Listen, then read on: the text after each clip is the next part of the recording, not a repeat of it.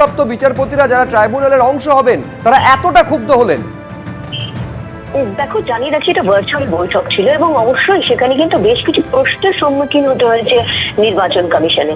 সেই প্রশ্ন ছিল যে যারা অবসরপ্রাপ্ত যে বিচারপতিরা রয়েছেন তারা জানতে চেয়েছিলেন যে এসওপি কোথায়, ইনফ্রাস্ট্রাকচার কি আছে, এবং এটাও প্রশ্ন তুলেছিলেন যে বিএলও যদি ডকুমেন্টস নেননি এরকম যদি জানায় কোনো ভোটার, সেই অভিযোগ থাকে তাহলে কি হবে।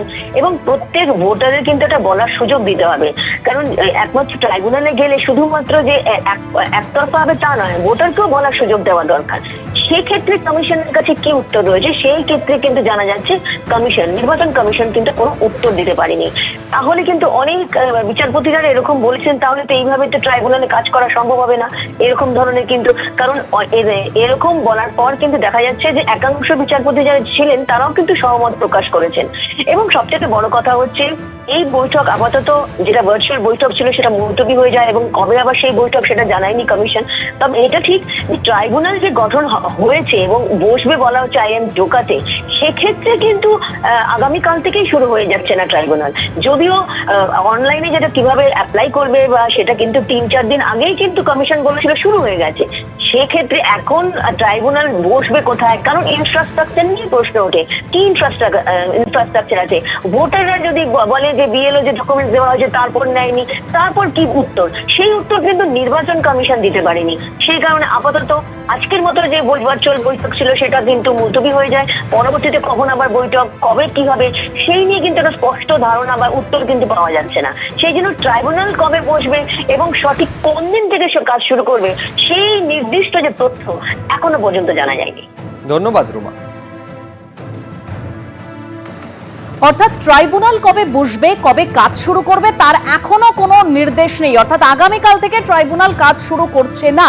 সূত্র মারফত যে তথ্য পাওয়া যাচ্ছে যে অবসরপ্রাপ্ত বিচারপতিরা তারা একাধিক প্রশ্ন করেন কমিশনকে, কিন্তু কোনো উত্তর তারা পাননি। এমনকি এই অবসরপ্রাপ্ত বিচারপতিরা তারা এও বলেন যে এখনো ট্রাইব্যুনাল চালুর মতো পরিকাঠামো কার্যত কিছুই নেই।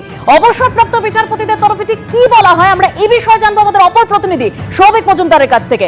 সৌভিক, দেখো, যেমনটা তুমি জানো যে আমাদের প্রতিনিধি রুমা পাল তিনি যেমন বলছিলেন যে এই যে বৈঠক ছিল সেই বৈঠক আর সেটা কিন্তু পিছিয়ে গিয়েছে এবং অনির্দিষ্টকালের জন্য আপাতত সেটা মুলতবি হয়েছে। কবে এই বৈঠক আবারও হবে সেটা ঠিক এখনো পর্যন্ত ঠিক নেই। এখন একাংশের মাননীয় বিচারপতিরা তারা কিন্তু এই গোটা কার্যক্রমে তারা কিন্তু অত্যন্ত ক্ষুব্ধ। তাদের বক্তব্য হলো যে এই যে একটা ট্রাইব্যুনাল সেটা আরম্ভ করতে হবে এবং সেটা নিয়ে সুপ্রিম কোর্ট নির্দেশ দিয়েছে, কিন্তু সেই ট্রাইব্যুনাল শুরু করার মতো জাতীয় নির্বাচনের পক্ষ থেকে এখনো কোনো ধরনের পরিকাঠামো প্রস্তুত করা হয়নি।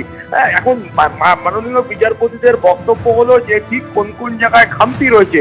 মাননীয় বিচারপতিদের এই প্রশ্নের উত্তরে মাননীয় বিচারপতিরা বলছেন যে খামতির কোনো বিষয় নেই, গোটা পরিকাঠামোর কিছুই এখনো তৈরি হয়নি।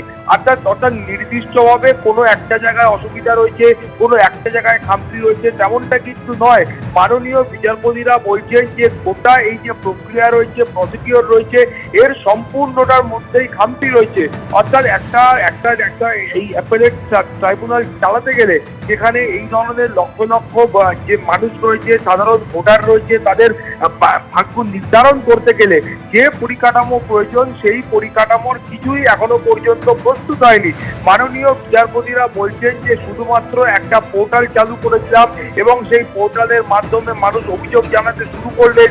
শুধুমাত্র এইটুকু পরিকাঠামো দিয়ে এই বিপুল যে কর্মকাণ্ড সেটাকে পরিচালনা করা কিন্তু সম্ভব নয়। ফলে জাতীয় নির্বাচন কমিশনের কাছে মাননীয় বিচারপতিদের এই যে বক্তব্য, সেই বক্তব্যের কার্যত কোনো রকম উত্তর কিন্তু এখনো পর্যন্ত নেই। এছাড়াও এই যে ট্রাইব্যুনাল রয়েছে সেটা কিভাবে পরিচালনা করা হবে এবং সেটা কোথায় বসবে, কিভাবে বসবে, সেই সম্পূর্ণ যে গাইডলাইন রয়েছে সেই গাইডলাইনও মাননীয় বিচারপতিদের কাছে এখনো পর্যন্ত পরিষ্কার নয়। মাননীয় বিচারপতিরা এটাও বলছেন যে নির্বাচন কমিশনের তরফ থেকে যে ব্রিফিং, সেই ব্রিফিংটা কিন্তু এখনো পর্যন্ত মাননীয় বিচারপতিদের কাছে স্পষ্ট নয়।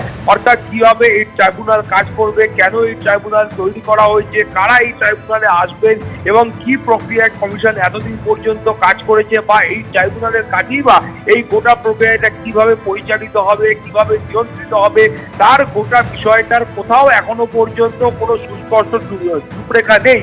ফলে এই পরিস্থিতিতে মাননীয় বিচারপতিরা বলছেন যে এই যদি অবস্থা হয়ে থাকে, সেই অবস্থায় কিন্তু আপাততভাবে এক্ষুনি অর্থাৎ আগামী কাল থেকে এই ট্রাইব্যুনাল শুরু করা সম্ভব নয়। ফলে যেমনটা তুমি বুঝতে পারছো যে সুপ্রিম কোর্টের সামনে আজকেই কিন্তু জাতীয় নির্বাচন কমিশনের আইনজীবী টি.এস. নাইডু তিনি বলেছিলেন যে আজকেই একটা বৈঠক রয়েছে, আজকেই একটা প্রশিক্ষণ রয়েছে এবং এই প্রশিক্ষণের পরে তারা আশা করছেন আগামী কাল থেকে এই যে অ্যাপেলেট ট্রাইব্যুনাল আছে সেটা আরম্ভ করা যাবে।